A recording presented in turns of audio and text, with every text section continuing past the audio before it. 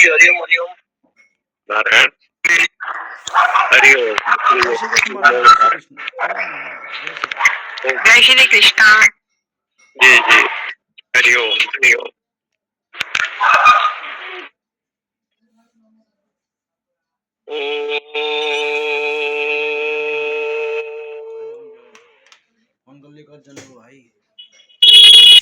पूर्णमिदं पूर्णमद ओम पूर्णमद पूर्णमिदं पूर्णात् पूर्णमुदच्यते पूर्णस्य पूर्णमादाय पूर्णमेवावशिष्यते। ओम शांति शांति शांति। शंकरं शंकराचार्यं केशवं बादरायणं सूत्रभाष्यो कृतो वन्दे भगवन्तो पुनः पुनः।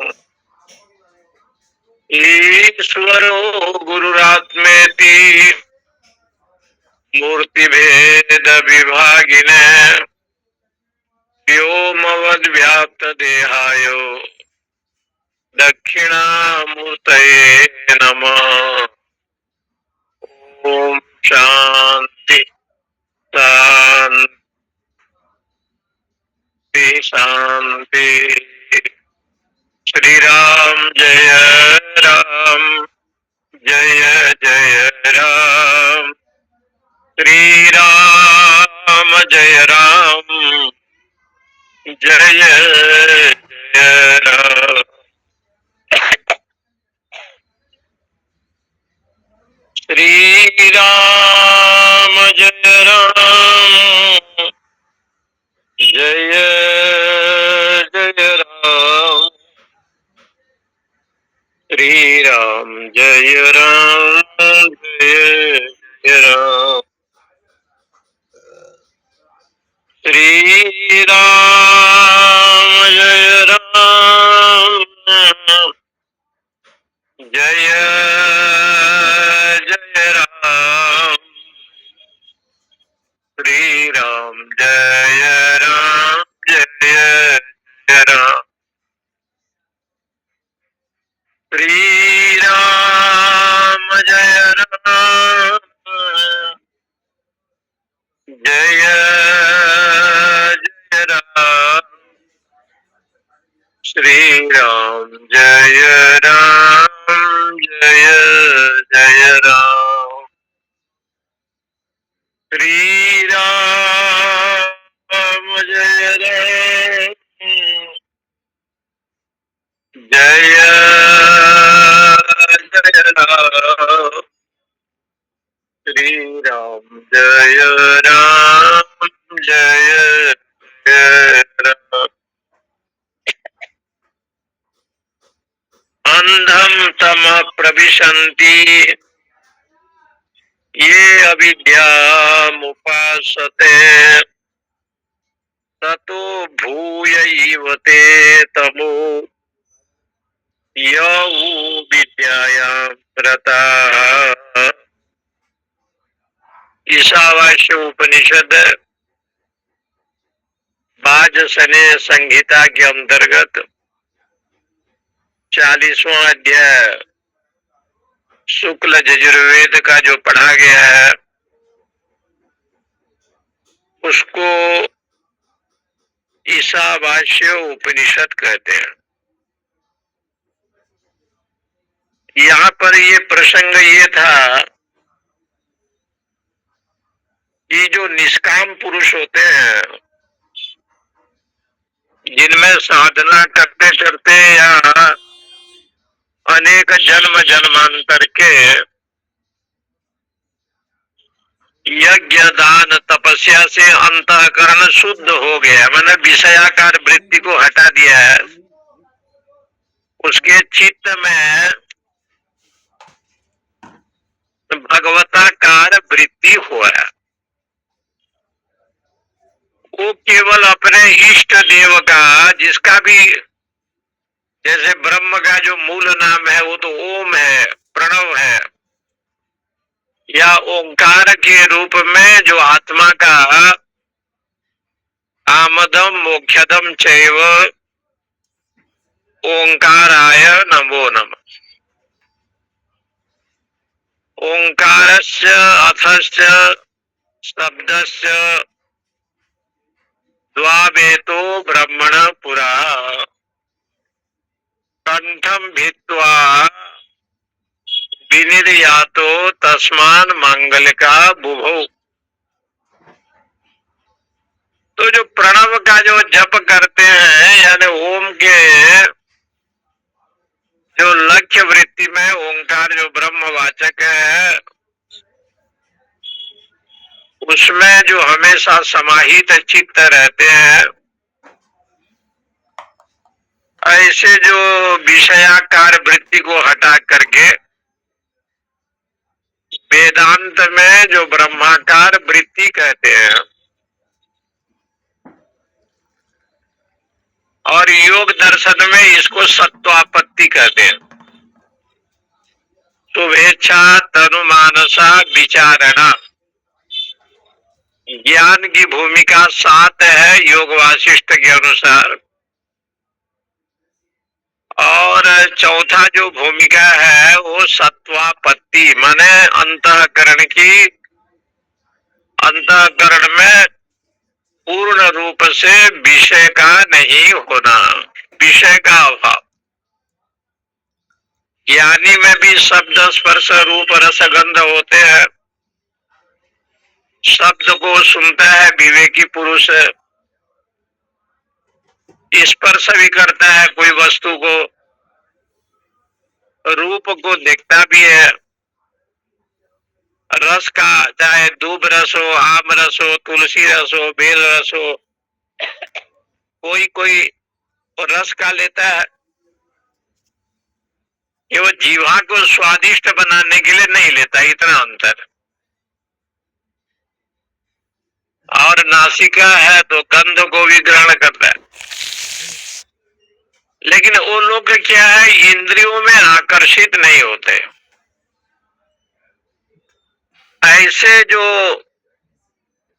आत्मा में रमण करने वाले जो साधक हैं, उसको योग वासिष्ठ में सत्वापत्ति नाम की भूमिका दिया। शुभेच्छा तनुमानसा विचारणा, इसको वेदांत में कहते हैं श्रवण मनन निधिध्यासन। श्रवण को शुभेच्छा कहते हैं, और तनुमानसा, मन और शरीर को जो भली भांति विवेक के द्वारा अध्यास का निवृत्ति कर लिया हो। विचारना, बार बार विचार करना, मनन को विचार कहते हैं, तनुमानसा को निधिध्यासन कहते हैं। और एक वृत्ति ज्ञान की है, चौथा वाला सत्वापत्ति। सत्वापत्ति का माने अंतःकरण की पवित्रता, जिसको भगवत गीता में सत्वम संशुद्धि का है, अवयम सत्यम संशुद्धि। उसी को यहाँ पर एक शब्द से पहले कहा था, यस्मिन् सर्वाणि भूतानि आत्मेवा वा अभूत बीजानत तत्र को मोह कह शोकः एकत्वम अनुपश्यत। यस्मिन माने जिस काल में, सप्तमी का एक वचन है, सर्वाणि भूतानि आत्मेव अभूत, सब कुछ ही मेरा आत्मा है, ऐसा साधक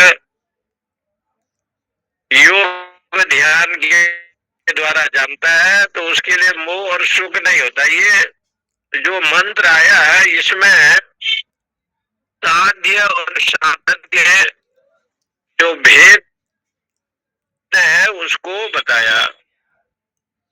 साध्य और साधन का भेद, साधन क्या हो गया कि जिस काल में अपने आत्मा ही सब कुछ है, सर्वाणि भूतानि आत्मेव अभूत बीजानत, ये तो हो गया साधन। साध्य क्या हो गया, लक्ष्य क्या हो गया? साध्य हो गए अपना आत्मा, अखंड सच्चिदानंद कारिता जो वृत्ति है, इस बात को सिद्ध करते हुए साध्य और साधन के विषय को, उसका जो भेद बताया गया है, उसमें ये कहा गया है कि सर्वाणि भूतानि आत्मेव अभूत बीजानत, सब कुछ आत्मा है, इस प्रकार से एकत्व का प्रतिपादन करते हैं। उस एकत्व का ज्ञान जब निष्काम पुरुष को हो जाता है तो संसार के बंधन से छूट जाता है। ये पहले मंत्रों में बताया। अब यहाँ पर ये जो 9वां मंत्र है, अंधम तमा प्रविशन्ति, ये अविद्याम उपासते न विद्या यदि अविद्या। विद ज्ञान धातु से विद्या शब्द बना है और उसका न तत्पुरुष समास है, न विद्या अविद्या, विद्या नहीं है, यानी ज्ञान को छोड़ करके। तो ज्ञान नहीं है तो अविद्या से क्या ग्रहण करेंगे? तो कहते हैं अविद्या से कर्म को ग्रहण किया जाएगा। ये अविद्या उपासते, जो ज्ञान रहित कर्म, ऐसे इसका अर्थ है। विद्या का अर्थ हो गया ज्ञान, आत्मज्ञान से रहित जो कर्म है, जैसे यज्ञ में पशु बलि देना, कभी कभी लोग पुत्र के मोह से दूसरे के पुत्र को बलि देते हैं, हिंसा यज्ञ करना, पशु पक्षी को मारना, जैसे मदमांस जो है भोग लगाता है लोग, ऐसे भी तंत्र समुदाय में तांत्रिक लोग हैं। मैंने अनात्म चिंतन जो शास्त्र में नहीं कहा है, ऐसा कर्म को जो करता है उसको अविद्या कहते हैं। और अविद्या की उपासना जो करता है, अंधम तमा प्रविशन्ति, वो घोर अंधकार में जाते हैं। तमा माने अंधकार में, अंधम जहाँ दिखाई नहीं पड़ता, घोर अंधकार में वो प्रवेश करता है। ततो भूय, उससे भी बड़ा अंधकार में कौन जाता है? यौ विद्यायामृता, जो विद्या की जो उपासना करते हैं वो उससे भी घोर अंधकार में प्रवेश करता है। यहाँ विद्या शब्द से उपासना शब्द का ग्रहण किया है, अविद्या शब्द से कर्म को ग्रहण किया, अब विद्या शब्द से उपासना का ग्रहण किया। तो इसका तात्पर्य ये है कि वेदांत में कर्म और ज्ञान का समुच्चय नहीं बनेगा। कर्म और ज्ञान का समुच्चय कभी भी सिद्ध नहीं होता। गीता भाष्य में शंकराचार्य ने स्पष्ट किया कि जितने भी समुच्चय होते हैं वो कर्म का और ज्ञान का ने, कर्म क्यों फल देगा और ज्ञान जो है कर्म का नाश करेगा। जो ज्ञान है तरति शोकम आत्मवित, आत्मवेत्ता शोक से पार हो जाता है। तो कहा कि भाई ज्ञान और कर्म में समुच्चय तो पहले नहीं बनेगा। पहले तो इतना समझना है कि ज्ञान कर्म में संबंध नहीं बनेगा, क्योंकि कर्म का विषय भिन्न है और ज्ञान का विषय भिन्न है। ज्ञान आप अपने को जानते हैं, अपने आत्मा को जानना, मैं आत्मा हूँ, ये ज्ञान है अपरोक्ष। और कर्म जो है कर्म फल देगा। तब कहा ये जो मंत्र है इससे आप क्या लेंगे? अंधा तमा प्रविशन्ति, बोले ये मंत्र में ये सिद्ध कर रहे हैं कि जो परमात्मा का ज्ञान है, माने वेदांत जन्य जो ज्ञान अहम ब्रह्मास्मि का जो बोध है, तत्वमसि इत्यादि जो कहा गया, उसको अब यहाँ ग्रहण नहीं है, ये उसका विषय यहाँ है ही नहीं। परमात्म ज्ञान का विषय नहीं है, क्योंकि यहाँ पर कई उपनिषदों में ऐसे लिखा गया है कि विद्या देवलोकंच। बृहदारण्य को उपनिषद में बताया कि विद्या से देवलोक की प्राप्ति होती है। इसका तात्पर्य हो गया, विद्या माने उपासना, देवता की उपासना मंत्र के द्वारा सकाम भाव से जब वो करता है तो देवलोक को प्राप्त करता है। बोले, और अविद्या का मतलब हो गया कर्म, तो अर्थ ये हो गया कि आत्मज्ञान से रहित इति पृथक फल श्रवणात्। भगवान शंकराचार्य कहते हैं ये पृथक है। किससे पृथक है? आत्म तत्व से। आत्म तत्व का निरूपण यहाँ नहीं है इस मंत्र में, इसलिए इनका जो फल है भिन्न भिन्न प्रकार से है। इसलिए ज्ञान और कर्म का एक साथ उसका जो है अनुष्ठान करना संभव नहीं है। इसलिए हमने एक एक को निंदा की। विद्या की भी निंदा की गई है और अविद्या की निंदा की गई है। अविद्या रूपी जो कर्म है उसको अविद्या बताया है और विद्या को उपासना बताया, दोनों का निंदा की गई है। परंतु यहाँ जो समुच्चय का जो विषय है वो निंदा के लिए नहीं है। विद्या माने देवता ज्ञान, विद्या देवलोकंच ऐसे आया। कर्मणा पितृलोकंच, कर्म से पितृलोक की प्राप्ति होती है और उपासना से देवलोक की प्राप्ति होती है। आप देवता की उपासना सूर्य का, चंद्र का, वरुण का, कुबेर का, इंद्र का, सूर्य का, अग्नि का लोग उपासना करते हैं। राहु केतु की भी लोग एक जगह एक शनि का उपासना करता है और शनि भगवान की उपासना करता है। काल भैरव की उपासना करते हैं। अनेक देवी देवता का उपासना लोग आज भी करता है। लेकिन वो उपासना पद्धति में क्या है? यहाँ हमारा तात्पर्य न निंदा परम। हम निंदा के लिए शास्त्र की निंदा नहीं कर रहे, न देवता की निंदा कर रहे, लेकिन ज्ञान के बिना शोकम तरति आत्मविद।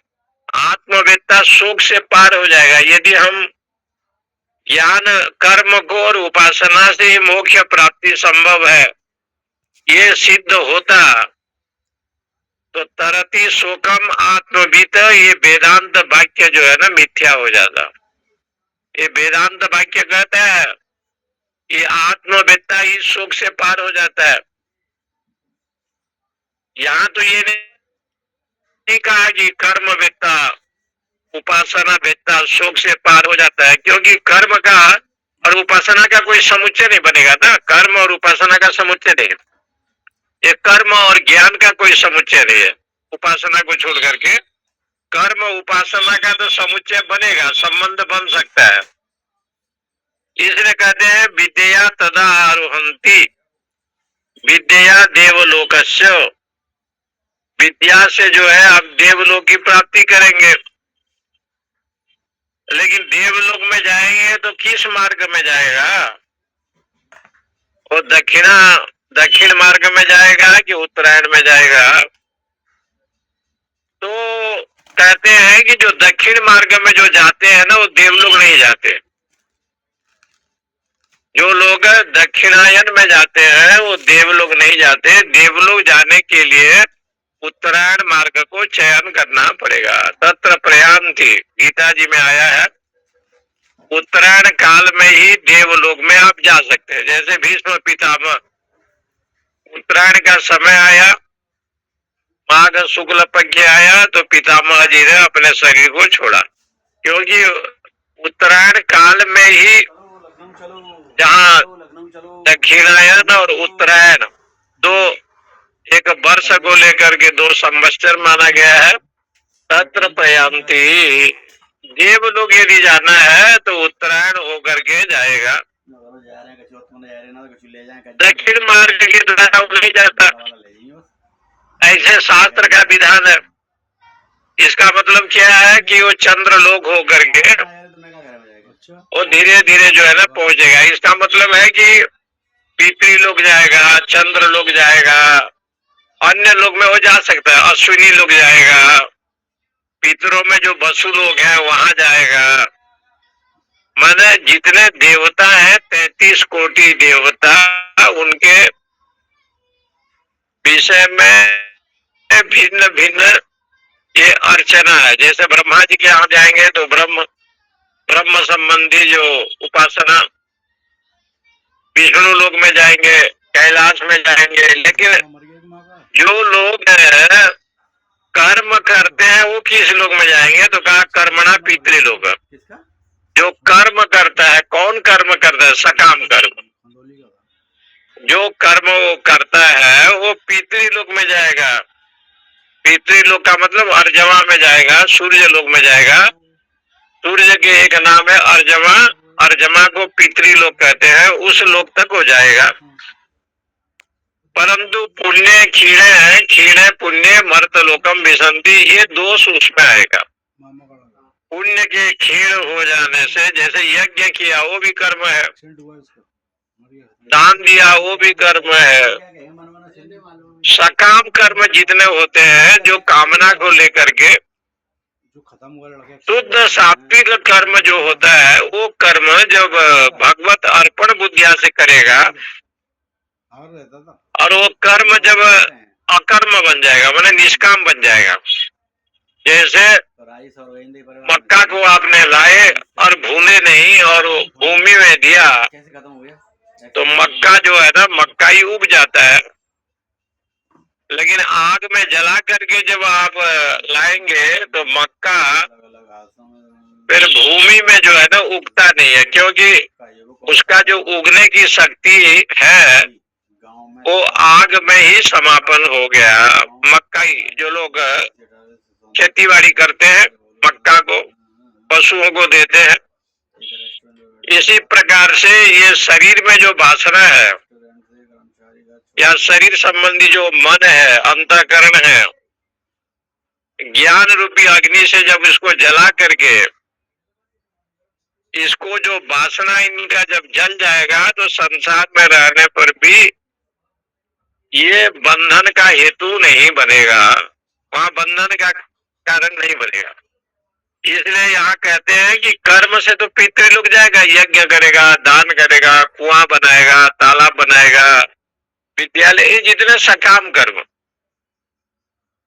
कर्म निष्काम तब तक नहीं होता है जब तक निरहंकार वृत्ति नहीं होगा।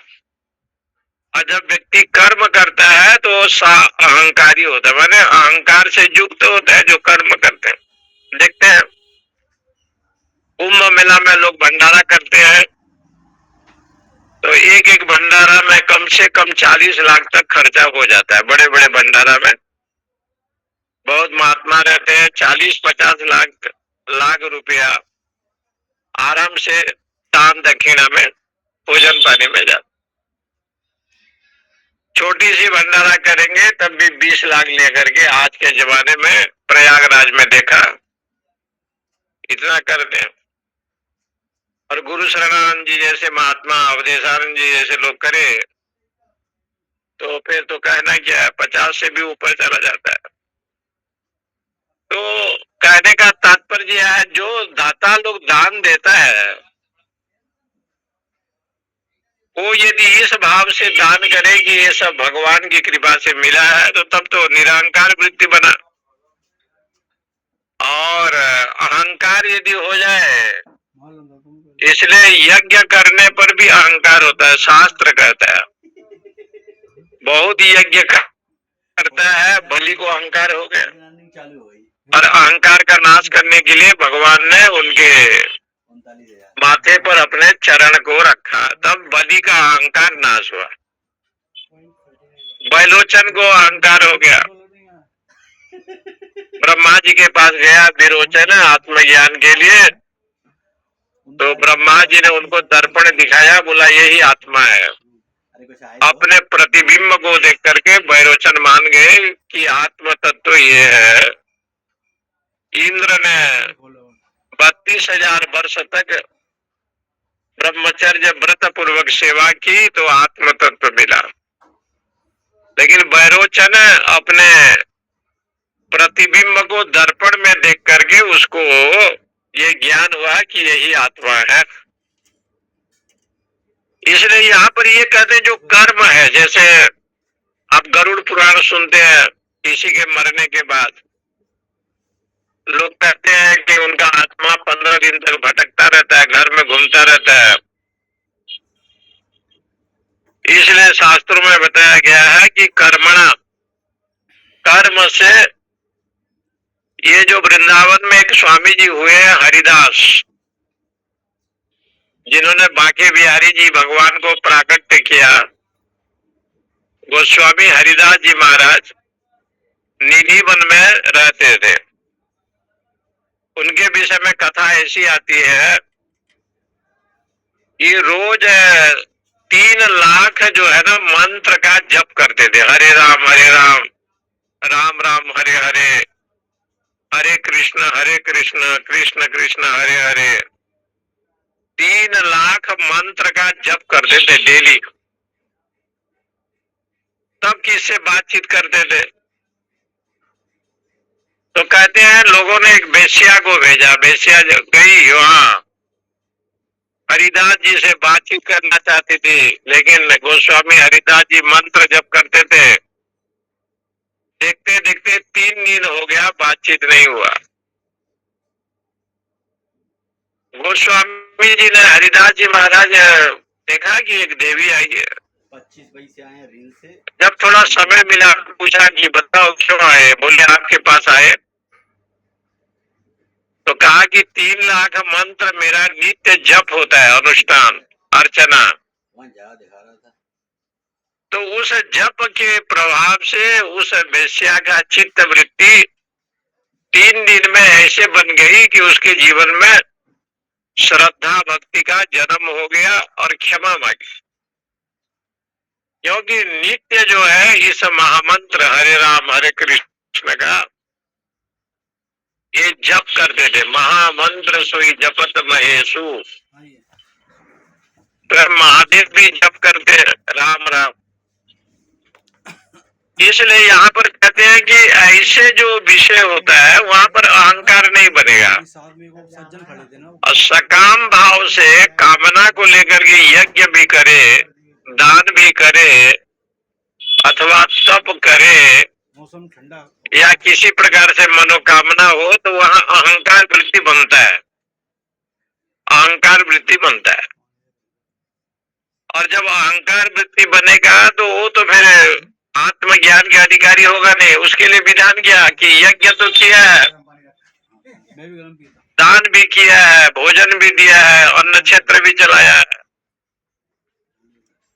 तो बोले उसको क्या करना है? बोले इनको पितृ लोग भेज दो। पितर लोग है शास्त्र के अनुसार देवलोक में जो सूर्य लोग है, जहाँ पर अर्जमा कहते हैं, पितृणाम अर्जमा अस्मि, पितरों में जो अर्जमा है वो मैं हूँ। उस लोक में ये उतना दूर ही जाता है, आगे नहीं जाता। इसलिए कर्मणा पितृलोक इति। तो कहते हैं कि इस प्रकार से शास्त्रविद कर्म यदि वो करता है तो शास्त्रविद कर्म में क्या होता है? यहाँ 2 भेद है। इसके ऊपर थोड़ा ये मंत्र में थोड़ा इधर उधर लगता है कि क्या लिखा है। तो कहते हैं जो अविद्या है, अविद्या का मतलब सीधे अर्थ है विद्या से अन्य। ये विद्या क्या है और अविद्या क्या है? अविद्या का अर्थ है कर्म, या अविद्या का अर्थ कर्म। कर्म क्या है? अग्निहोत्रादि करना। अग्निहोत्रादि आप कर्म करते हैं, रोज हवन करते हैं, रोज देवता को कुछ न कुछ अर्चना करते हैं। तो ये अग्निहोत्रादि कर्म यदि आप करेंगे जैसे कोई कामना लेकर के रोज महादेव में जल चढ़ाते हैं। 20 कैरेट की।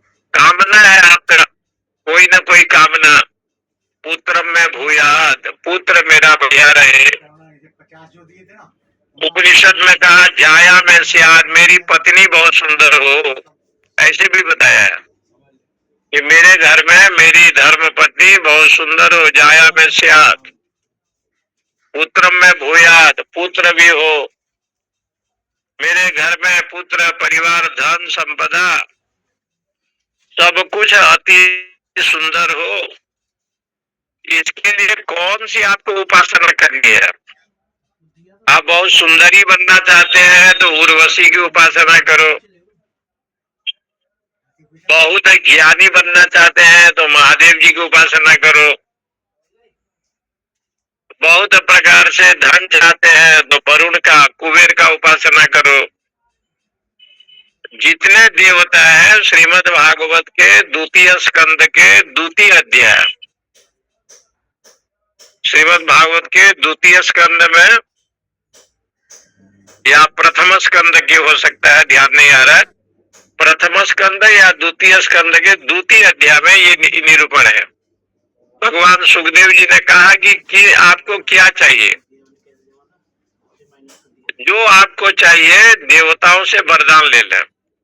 और किस देवता की, वहां लिखा है कि बहुत सुंदरी होना चाहता है, सुंदर तो उर्वशी की वो उपासना करे, बहुत धनी होना चाहता है तो कुबेर महाराज जी की करे, बहुत ज्ञानी होना चाहता है ज्ञानम इच्छे तो शंकर, शंकर की उपासना करे, बहुत बुद्धि चाहिए तो ब्रह्मा जी की उपासना करे, हिरण्यगर्भ का। ऐसे कहते कहते सुखदेव जी ने परीक्षित जी को कहा कि तुम्हें क्या चाहिए? तो सुखदेव जी ने कहा कि मुझे कुछ नहीं चाहिए, माँ के गर्भ पे जो मुझे रक्षा किया था इसमें भी रखना मत ही। और चक्र लेकर के जो आया था उनका दर्शन मेरी ही इच्छा है। अलग ही रहने दो तो सही है। अंतिम में जो है एक श्लोक आया है, एक अध्याय इसी में है, वहाँ अकाम सर्व कामो वा मोक्ष काम उदारधि तीव्रेण भक्ति योगेन यजेन पुरुषं परम। ये अंतिम श्लोक दिया। आपकी कामना हो अथवा न हो, आप सकाम चाहते हैं या निष्काम चाहते हैं, आप जो भी चाहते हैं मोक्ष काम, यदि आप मोक्ष की इच्छा करते हैं, तीव्रेण भक्ति योगेन यजेत पुरुषं परम, भक्ति योग के द्वारा पुरुषोत्तम नारायण की अर्चना करे। तो इसलिए यहाँ पर ये कहते हैं कि कर्म करने से ये अंधतम प्रविशन्ति, अग्निहोत्रादि कर्म करेगा तो उसको अविद्या क्यों बताया? कर्म करने से ये हो जाता है कर्तापना का अहंकार। और जो विधि कर्म आप करेंगे, विधि कर्म करना तो उचित है, परंतु विधि कर्म करने पर भगवान में समर्पण नहीं करेंगे तो अहंकार वृत्ति बनेगा। यज्ञ करना है, दान देना है, तप करना है। इसका उदाहरण इतना है कि राजा सगर इंद्र बनना चाहता था और 60,000 लड़की को वो बेटी चाहता था, और तपस्या करते करते सगर जब वो वरदान मांगने के लिए चला तो उसने कहा 60,000 पुत्र चाहिए। मांगने तो चला था बेटी, लेकिन मांग लिया बेटों को।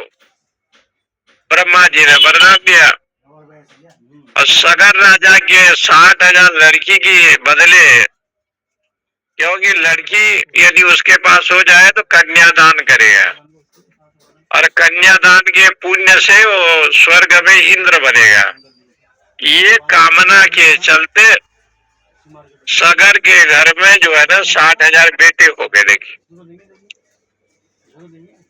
कर्म तो उसने इंद्र बनने की कामना, लेकिन वो बेटे को लेकर के जो उसका कर्म बना, ये कर्म हुआ कि कपिल मुनि के आश्रम में जाकर के उन्होंने कपिल महाराज जी के बाल दाढ़ी को नोचने लगे, जलने लगा, श्राप दे दिया, ये जीवित जलते रहे। महाराज बलि ने वहां कर्म तो अच्छा किया, यज्ञ किया, लेकिन शतक क्रतु करने की इच्छा से इंद्र बनने की कामना, ये कथा कई जगह पर है। राजा जरासंध कर्म करता था, सुबह उठ करके दान देता था और बढ़िया दान देता था, कर्ण दान देता था। तो ये कथा ऐसे भी लिखी है, शिवी नहुस नल। तो कहते हैं कि ये कर्म तो करते थे, लेकिन कर्म वो यहाँ अंधातम प्रविशन्ति अविद्या उपासते, कर्म जो है, कर्म को क्यों आप घोर अंधकार में हो जाते हैं? तो कहा कर्म में जो अहंकार वृत्ति बन जाएगा और वहां निरहंकार वृत्ति नहीं बनने के कारण से वो कर्म सात्विक नहीं होगा, और सत्व गुणी संपन्न कर्म नहीं होगा, तो वो गुणात्मक होगा, तो वो जो है अंधकार में जाएगा। इसलिए किस अंधकार में जाएगा, तो उसका वर्णन ये है, 84 लाख सहस्त्र योनि में जितने शरीर हैं सब विवेक वैराग्य शरीर नहीं है। मनुष्य शरीर को लेकर के अन्य शरीर में विवेक वैराग्य ज्ञान का बड़ा अभाव है। गौ माता का शरीर में है और अन्य कुछ ऐसे शरीर है, पेड़ों में है, जैसे आंवला है, पीपल की पेड़ है, बट का पेड़ है, इसको भी सात्विक बनाया। तो अन्य जो और शरीर हैं, बिच्छू सांप से लेकर के अन्य जितने शरीर है, ऐसे शरीर को वो प्राप्त करता है। अंधातमा का मतलब है कि घोर अंधकार में जाता है। यह अविद्या जो केवल कर्म करते हैं। कौन कर्म करते हैं? जो भगवत चरणारविंद के समर्पित किए हुए, माने सात्विक कर्म जिसमें नहीं होता, सात्विक कर्म नहीं होता। इसका उदाहरण उसमें आता है, राजा हरिश्चंद्र का। हरिश्चंद्र बड़े धर्मात्मा थे, उसका बेटा रोहित था, जिसके नाम से दिल्ली में के पास में रोहतक शहर बना। ये रोहतक नाम के शहर रोहित के नाम से पड़ा। लेकिन जब स्वर्ग जाने की बात आई तो पूरा प्रजा को लेकर के वो जाने लगे। बीच में इंद्र ने मना कर दिया, बोले हरिश्चंद्र धर्मात्मा तुम हो, पुण्यात्मा हो, सभ्या को लेकर के, रोहित को लेकर के तुम स्वर्ग आ सकते हो, तुम्हारे शहर के जितने लोग हैं वो स्वर्ग में नहीं आ सकते। राजा हरिश्चंद्र माना नहीं, तो भगवान इंद्र ने स्वर्ग जाने के लिए मना कर दिया, अंतरिक्ष में उसको रखा, अंतरिक्ष में रखा। लेकिन विश्वामित्र की कृपा से वो स्वर्ग जाने लगे, और महाराज विश्वामित्र ने त्रिशंकु को जब स्वर्ग के लिए कहा तो वो भी अंतरिक्ष में लटक गया। त्रिशंकु राजा इन्हीं के वंश के थे, सूर्य वंश के। इससे सिद्ध होता है कि अविद्या का मतलब है जो कर्म। कर्म कैसे कर्म? अग्निहोत्र आदि कर्म। अग्निहोत्र करता है, रोज हवन करता है, पूजा अर्चना भी करता है, लेकिन उसमें रजोगुण और तमोगुण से युक्त है, इसलिए वो अविद्या को उपासना शब्द से कहा गया। ऐसा जो अविद्या है, अविद्या का मतलब ज्ञान रहित। विद्या माने ज्ञान, ज्ञान माने आत्मा, आत्मा से रहित जो भी कर्म है, ये सारा कर्म जो है वो उसको अविद्या कहा। क्योंकि जहां पर विद्या का अभाव, विद्या माने आत्मज्ञान, आत्मज्ञान का अभाव, इसलिए वो क्या है? उपासना है। उपासना का मतलब जो व्रत पूजा पाठ देवता के निमित्त होता है ना, उसको कहते हैं उपासना। उपासना का जो वेदांत में जो शब्द आता है, उप माने पास, आसन माने बैठना, भगवान के समीप बैठना, इसको जो उपासना कहते हैं वो उपासना यहाँ नहीं है। आत्मा के समीप बैठना माने अपरोक्ष ज्ञान के द्वारा अहम ब्रह्मास्मि का बोध करना, उसका नाम है उपासना। लेकिन यहाँ उपासना का अर्थ है देवता को प्रसन्न करना। देवता को निमित्त मान करके उसको प्रसन्न करना, ये आप लोगों को ये ज्ञान होगा। एक समय ऐसे आया यहाँ भारत में, संतोषी माता का जब नाम चला तो संतोषी माता को प्रसन्न करने के लिए गांव में, घरों में, छोटे छोटे गांव में कहां से वो परंपरा चल पड़ी, पूरण पूरी बनाने के लिए वो बनाने लगे और संतोषी माता की 4 पूरी दे करके सब मनोकामना पूर्ण करने लगे। गणेश जी जब दूध पीने लगे तो भगवान गणेश जी दूध पी रहे हैं, कोई आश्चर्य है। उसको प्रसन्न करने के लिए शास्त्र में जो विधान है, वैदिक परंपरा, जो वैदिक विधान, इसलिए शंकराचार्य ने सबको खंडन किया ना। तंत्र विद्या, कपाली विद्या और ये विभिन्न स्थान पर के घूम घूम करके जगत गुरु शंकराचार्य ने कश्मीर से कन्याकुमारी तक जा करके वैदिक को मंडन किया। और वैदिक मत से जो बौद्ध इत्यादि है, सांख्य है, न्याय है, इधर आपके चारवाक दर्शन वाले हैं, इनकी जो उपासना पद्धति है वो विचित्र है। अच्छा। पादरी के यहाँ जाओगे, ईसाई मुसलमान के यहाँ, तो कहते हैं बाइबिल में लिखा है राम कृष्ण शिव कुछ है ही नहीं, जो भी आपके देवता है वो फादर है, उनके जो फादर होता है ना वो उसके देवता है। और ईसाई धर्म को लेने वाले, बाइबिल को लेने वाले, वो लोग कहते हैं जब फादर है तो फादर क्यों है, क्योंकि वो लोग धन बहुत मिलता है उनको, तो जानने पर भी अज्ञानी बन जाते हैं। ऐसे कई है। आप यदि कुरान शरीफ भी पढ़ेंगे मुसलमानों का, वहाँ हिंसा करना मना किया है, अहिंसा परमो धर्म। लेकिन जो मनमुखी सिद्धांत है उसको यहाँ पर ये कहते हैं अग्निहोत्रादि रूप कर्म तो करता है, लेकिन वो आत्मज्ञान नहीं करता, वो तत्व ज्ञान का विषय है नहीं। इसलिए उस अविद्या को कर्मणो विद्या विरोधित्वात्, आचार्य शंकर इतना लिखा, विद्या के विरोधी होने से इसको अविद्या कहेंगे। अग्निहोत्रादि कर्म होता है, हवन इत्यादि करते हैं। ऐसे आपको भी बनारस आइए, काशी, पहले काशी में ये सब था नहीं, आजकल दशाश्वमेध घाट में गंगा आरती होती है। शाम के समय कम से कम नहीं होगा तो 5000 लोग तो शाम के समय खड़े रहते हैं गंगा जी का दर्शन कर। उसको देखा देखी जितने घाट है, सारे घाटों में आरती प्रधानमंत्री जी ने अपने नाम से घाट बनाया है, नमो घाट। नमो घाट का मतलब हो गया नरेंद्र मोदी घाट। नरेंद्र मोदी घाट में भी नाटक, वहां भी भव्य आरती चलता है और आरती करते हैं, जल फल फ्रूट माला, और बाद में सब गंगा जी में छोड़ देते हैं। बर्तन भी वही धो देते हैं, गंगा जी का आरती भी करते हैं।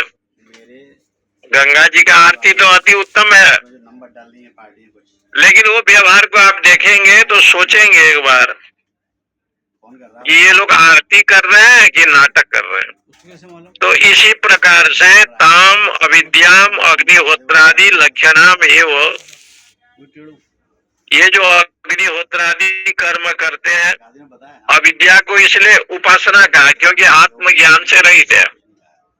और उपासना के द्वारा उतना तक आप जाएंगे जितना तक आपका पुण्य रहेगा, इसलिए पितृलोकता हो जाता है।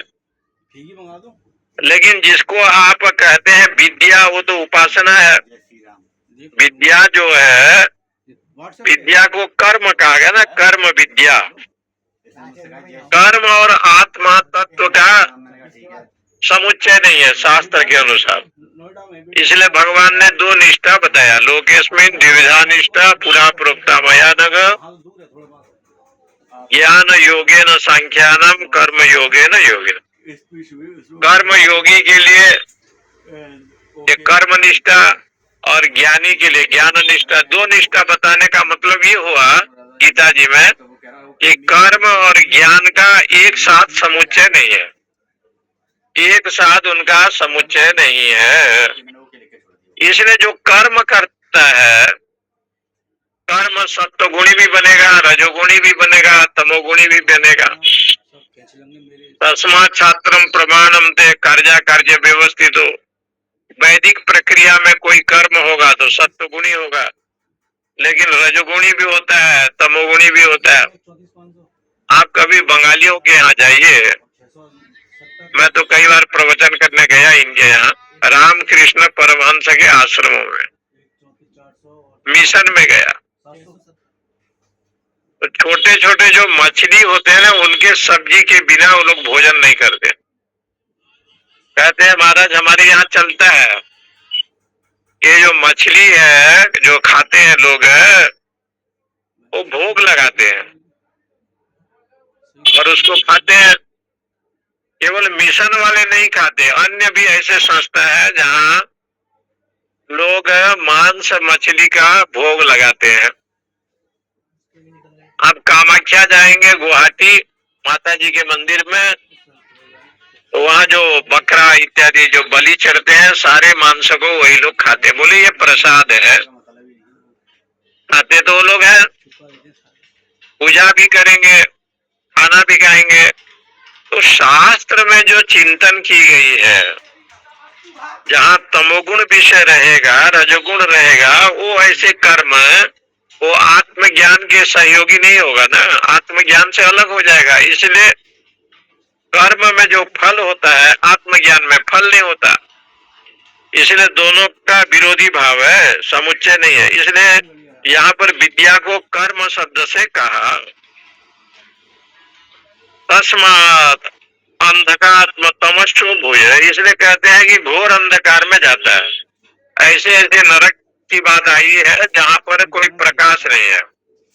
रौरव नरक, माता पिता को जो नहीं मानता किस नरक में जाता है, जो देवी अपने पति को सताती है वो किस नरक में जाता है।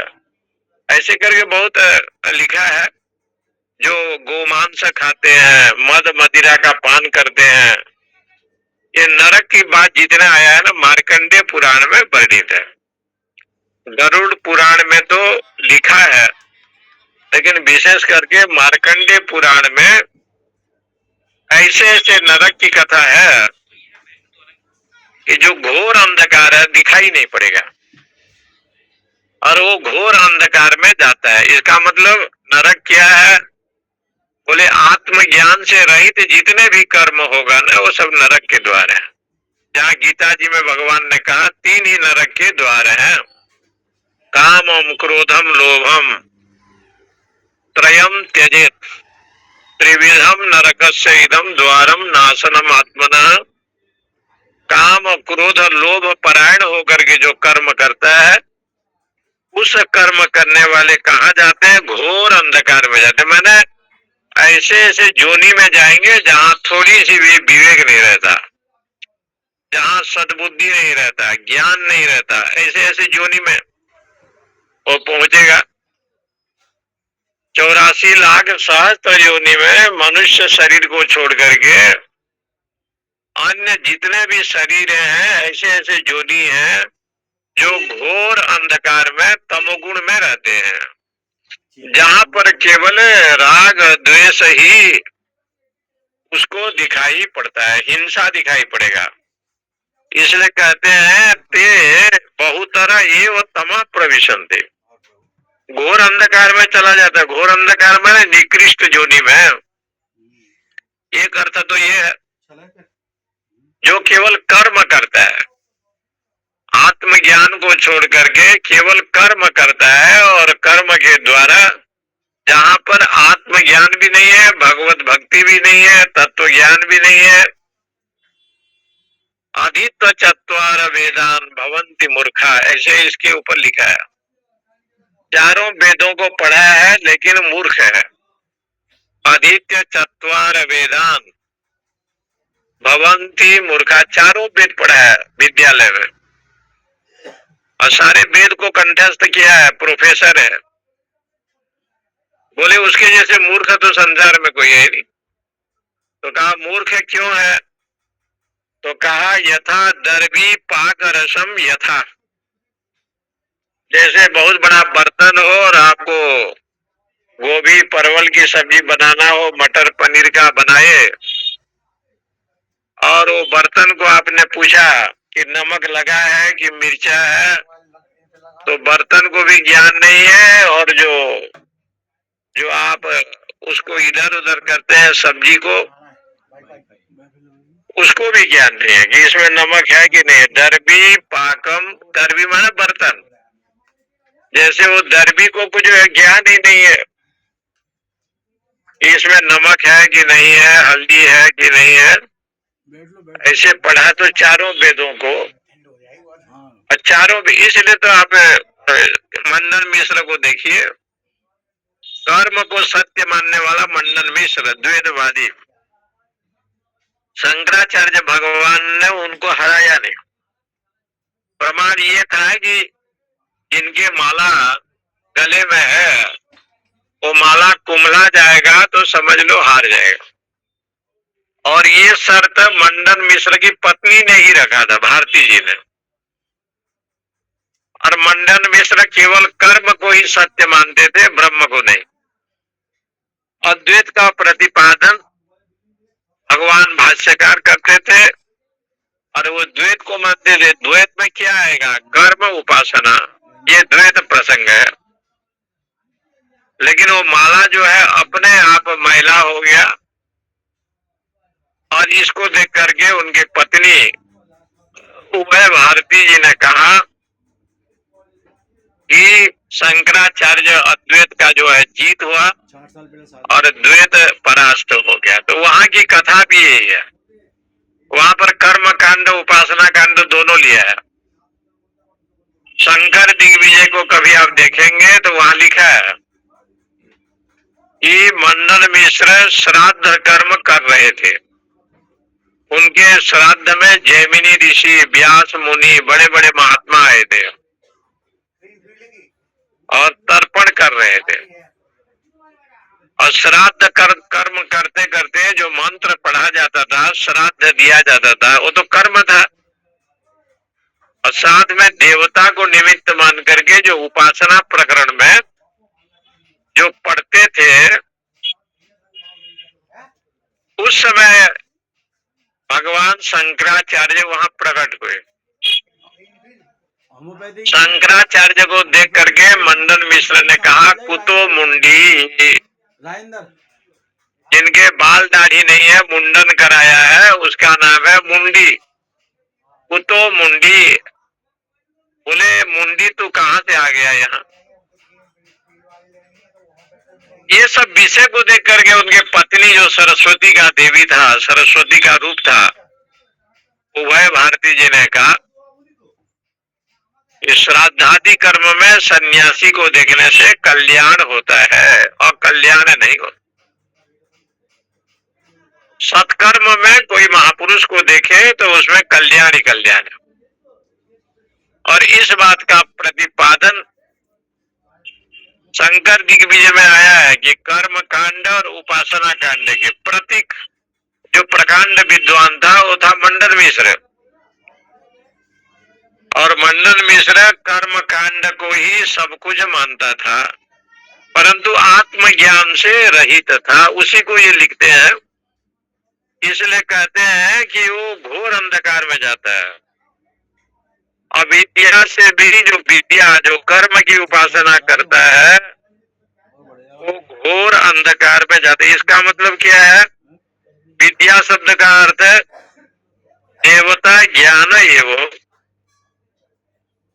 देवता के विषय को जानता है, देवता लोग कैसे प्रसन्न रहेंगे, तद अनुसार वो मंत्र। इसलिए विद्या और कर्म के प्रति जो अवान्तर फल है शास्त्रों में, ये फल है कि वो विद्या को जानता है, माने कर्म तो करता है, लेकिन कर्म अनुसार जो फल, जो कर्म आप करेंगे, पुनरपि जननम पुनरपि मरणम पुनरपि जननी जठरे शयनम, ये विषय तो बनेगा, कर्म करने का फल तो यही है कि बार बार जन्म, बार बार मृत्यु।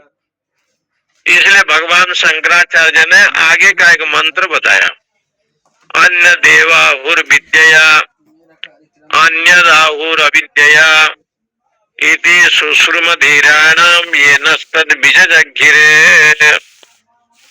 अन्य देवाहु विद्यया अन्यदाहु अविद्यया, जिसको आप विद्या कहते हैं, विद्या माने देवता का ज्ञान जिसको कहते हैं, उसका फल अलग है। और जिसको अविद्या कहते हैं कर्म, विद्या माने उपासना, उपासना माने देवता ज्ञान, देवता संबंधी जो ज्ञान, उसका फल भिन्न बताया है। और अविद्या माने कर्म। ये अविद्या को कर्म क्यों कहा? इसलिए कहा कि आत्मज्ञान से रही है। विद्या माने ज्ञान और अविद्या माने केवल कर्म। ये आत्मज्ञान से रही। जैसे कथा आप सुनते हैं कि ब्राह्मण रोज कथा सुनावे, बैंगन न खाओ, बैंगन खाने से शरीर में गैस होता है, भोग नहीं लगता है। और सत्यनारायण की कथा में बैंगन नहीं खाना चाहिए, पालक का वो सब्जी खाना चाहिए, ये सब कथा लिखी है। उसके पत्नी जब कथा सुनने के लिए आई तो घर में बैंगन नहीं बनाया, बैंगन की भरता बनाया नहीं। तो उसी समय जाकर के पंडित ने कहा कि भाई आज तुमने इतना बढ़िया सुंदर मौसम है, बैंगन नहीं बनाया, भरता भी नहीं बनाया, ये क्या बात? उसने कहा महाराज आप बोल रहे थे कि बैंगन नहीं खाना चाहिए, ये भाटा नहीं खाना चाहिए, ये अशुद्ध है, अपवित्र है। तो ब्राह्मण देवता ने कहा कि देखो, प्रवचन करना अलग चीज है और जीवन में ग्रहण करना अलग चीज है। प्रवचन जो भी होता है, पर उपदेश कुशल बहुतेरे, ये नर आचर ही न घनेरे। दूसरे को उपदेश करने का नाम है प्रवचन, लेकिन उसका आचरण करना ये बहुत कम मिलता है, हजारों में एक मिलेगा। ये आचर ही पे नर न घनेरे, ये सात्विक कर्म का आचरण करता है, बहुत कम मिलेंगे आपको। लेकिन पर उपदेश कुशल बहुते, दूसरे को उपदेश देना अत्यंत सरल है। हम तो उपदेश देते हैं, प्रवचन कर, कथा सुनाते हैं, और हम उसको पालन करें, हम बैंगन को छोड़ दें, ये कोई विधि विधान नहीं है। हमारा काम है बोलना, लेकिन तुम्हें बैंगन बनाना चाहिए। पत्नी को समझ में आ गया कि पंडित जी का जो विषय संदर्भ है, उनका जो मनोराज्य है वो भिन्न है और आचरण जो है वो भिन्न है। इति सुश्रुम धीराणाम, इस प्रकार से धीर पुरुष से हमने सुना। ये नस्तद बीज रखिए, उपासना और का फल अलग है, विद्या कर्म का फल अलग है, दोनों आत्मज्ञान में नहीं है, इसलिए यहाँ निंदा किया गया। यदि आत्म तत्व से युक्त होता तो यहाँ निंदा नहीं की जाती।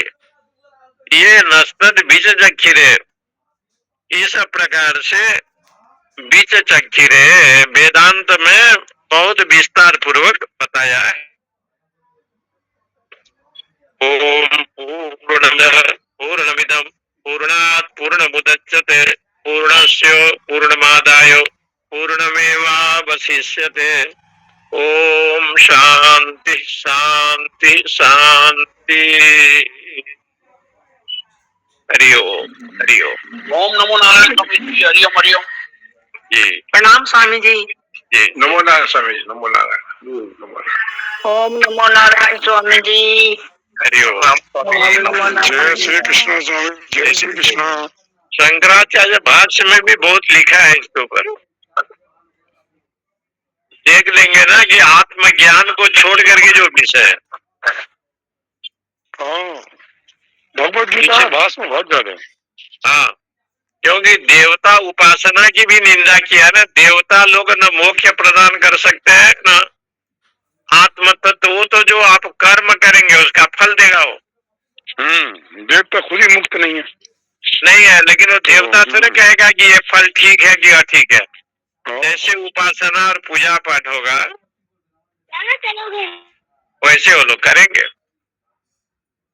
इसलिए जो अवैदिक कर्म है और अवैदिक उपासना है उसके ऊपर ये विचार है कि भाई आत्मज्ञान से रहित होकर के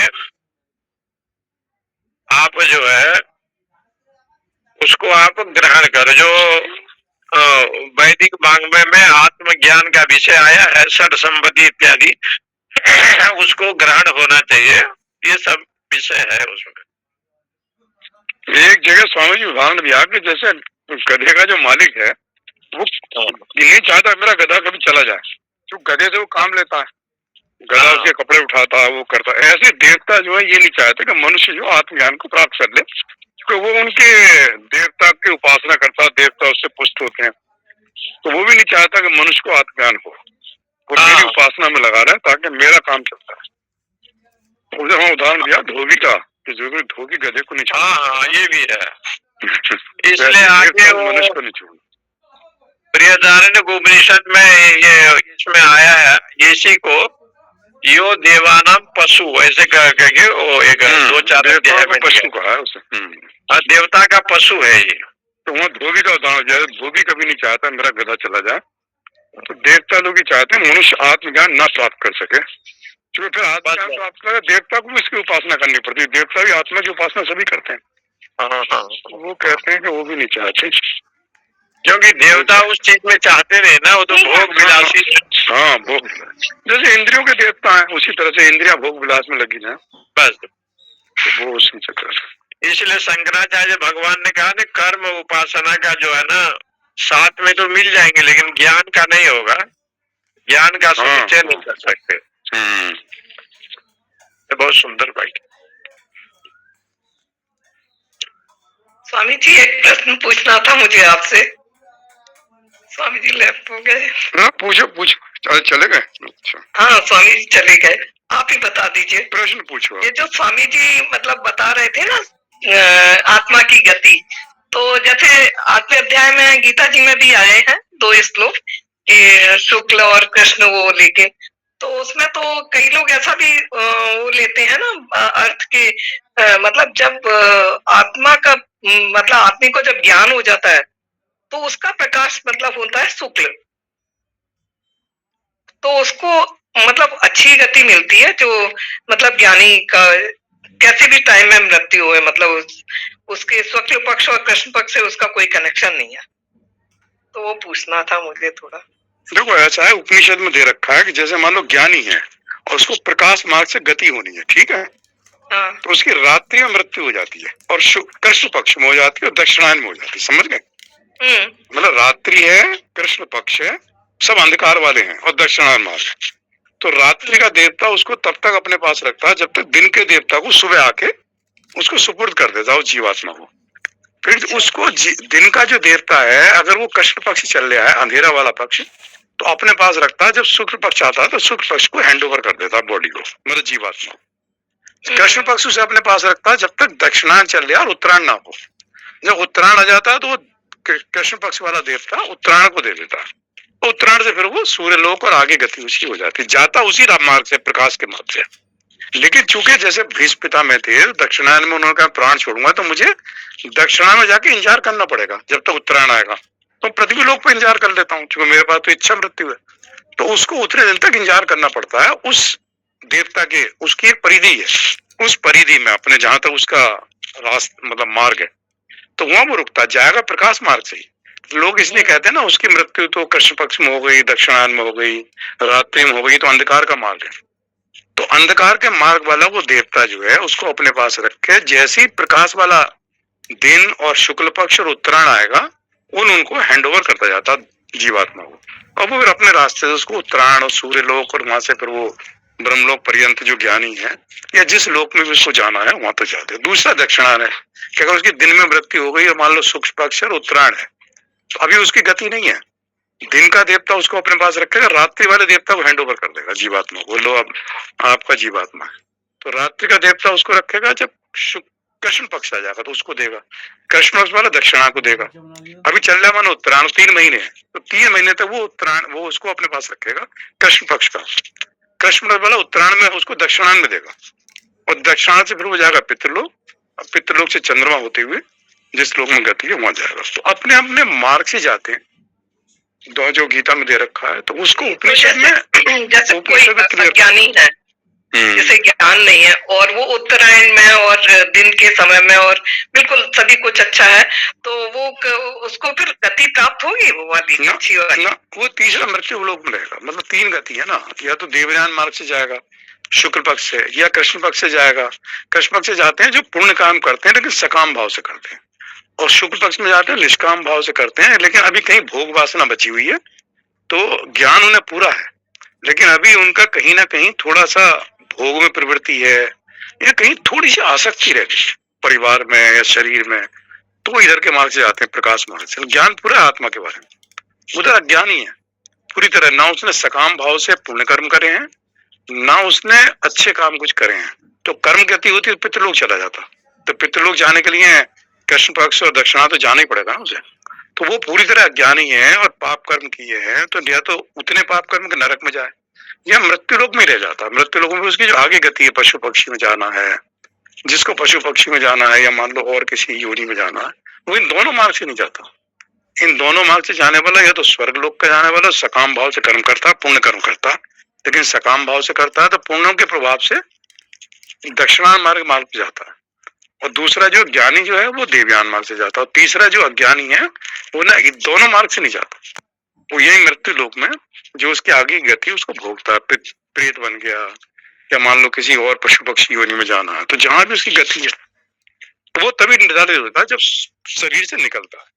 शरीर से निकलते समय जो आखिरी क्षण होता है जब वो प्राण में लीन होता है सूक्ष्म शरीर, और प्राण निकलने से पहले की जो अवस्था है बिल्कुल एकदम लास्ट जो सांस गया उसमें तय करके उससे वो उसकी गति निर्धारित हो जाती। मतलब उससे फर्क नहीं पड़ता कि वो उत्तरायण में मरा या दक्षिणायन में मरा, उसके जो अपने कर्मों की गति है, जो उसकी ज्ञान की स्थिति है, उससे उसकी गति है। मतलब उससे नहीं है कि एकादशी के दिन मर गया, पापी व्यक्ति था तो लोग कहते हैं तो वो कितना पापी था लेकिन बड़ी अच्छी गति हुई, आज एकादशी थी, उत्तरायण में हुआ, शुक्ल पक्ष भी था, तो उसकी गति वो नहीं है। कहते हैं जब सातों के 15 दिन होते हैं कहते हैं स्वर्ग के द्वार खुले होते हैं। नहीं, द्वार खुले होंगे तभी तो इंतजार करेगा ना, सीधा जाएगा, लेकिन उसकी कर्म तो होने चाहिए ना जाने की। भैया आप किस रेलगाड़ी में बैठे हो उस रेलगाड़ी से जाओगे ना, प्लेटफार्म पे पहुंच गए, आप कौन सी बॉम्बे वाली में बैठे हो, कलकत्ता वाली में बैठे हो, किस रेलगाड़ी में बैठे हो वहां चले जाओ। तो आपके कर्मों के ऐसा तो हर आदमी सोचेगा अब एकादशी हो, शुक्ल पक्ष हो और उत्तरायण हो, कितने लोगों की मृत्यु होती है, जो बड़े बड़े पाप में उनकी भी होती है, तो सारे उसमें नहीं। मतलब समय की गति नहीं है इसमें, व्यक्ति की स्थिति की है कि हमारी स्थिति कहाँ है। तो इसलिए वो चिंता नहीं करनी चाहिए कि किस दिन होगा, आप अपनी गति के हिसाब से जाओ जो आपकी स्थिति है। वो नहीं होता कि भाई भगवान का नाम आ गया, हाँ वो है कि कोई बड़ा पापी था लेकिन अंत में उसने किसी कारण से भगवान का नाम लेके 1 मिनट और उसकी मृत्यु हो गई। तब अजामिल वाली जो गति है, पापी भी था लेकिन नारायण का नाम ले लिया और भगवान के दूत आ गए लेने। लेकिन बड़ा ऐसे उदाहरण बड़े मतलब बड़े बिरले हैं, नहीं तो वो उसी तरह का उसका चिंतन हो जाता है जैसे उसने कर्म किए। इक्का दुक्का कोई करोड़ों में से कोई होता है जो उस समय उसकी। और जैसे वो स्वामी जी उसका बोल रहे थे कि वो अपने महामंत्र का जाप करते थे 3 लाख, तो महामंत्र कोई जरूरी नहीं है, जो अपने गुरु ने जो मंत्र दिया है अपन तो उसी का ही जाप करेंगे। देखो होता तो क्या है कि तो वही चीज रहती होगी ना, जितने मंत्र है ना सब मंत्र बराबर है, जैसे सारे देवता वो बराबर है, ब्रह्मा विष्णु महेश में फर्क नहीं है। तो अब मंत्र जो है जिस मंत्र में आपकी श्रद्धा और जो आपके गुरु ने जिसको आप जपते हो उसी मंत्र का जप करते हो। मतलब मंत्रों में भेद अगर समझते हो तो बहुत बड़ा अज्ञान है, समझ लो मेरी बात। मंत्र सारे भगवान के हैं, वो हरे राम का करो या जो भी आप मंत्र कर रहे हो, शिव का करो, विष्णु का करो, जो भी मंत्र कर रहे हो उसमें पूरी श्रद्धा हो तो गति, चूंकि ब्रह्म तो एक ही है ना, परमात्मा भी एक ही है, उसी परमात्मा ने ब्रह्मा विष्णु महेश की उपाधि ले ली। इसलिए ले ली कि भाई उसको सृष्टि की रचना करनी तो ब्रह्मा की उपाधि ले ली, पालन करना तो विष्णु बन गया और संहार करना तो शिव बन गया। तो एक ही परमात्मा ने तीन उपाधि ली।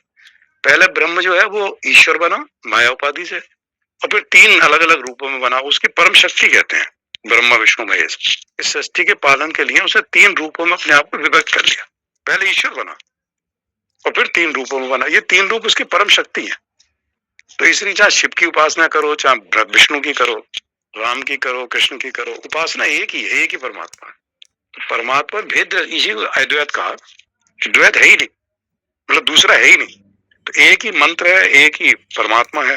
तो किसी मंत्र की किसी उसकी करो, तो उसमें भेद दृष्टि नहीं रखनी चाहिए कि मेरा मंत्र छोटा है वो मंत्र बड़ा है। किसी मंत्र को करो, तो हर किसी ने अलग अलग मंत्रों की करी, किसी ने किसी करा, किसी ने कुछ करा, तो उसमें भेद दृष्टि खत्म हो जानी चाहिए। आपसे बहुत अच्छा समझाया। जय श्री कृष्ण। जय श्री कृष्ण। इसलिए परमात्मा में लगे रहो, ये छोड़ दो कि किस मंत्र में और किस उसमें रूप में लगे। नाम रूप उपाधि से रहित है ना, वो तो एक रूप ले लिया उसका। मार्ग अलग अलग है वहां तक पहुंचने के, लेकिन हाँ, पहुंचेगा वहीं परमात्मा के पास ही। सभी को जय श्री कृष्णा। जय श्री कृष्ण। जय श्री कृष्णा। बहुत अच्छा समझाया, बहुत अच्छा लगा। जय श्री कृष्ण। सभी को जय श्री कृष्णा। जय श्री कृष्ण।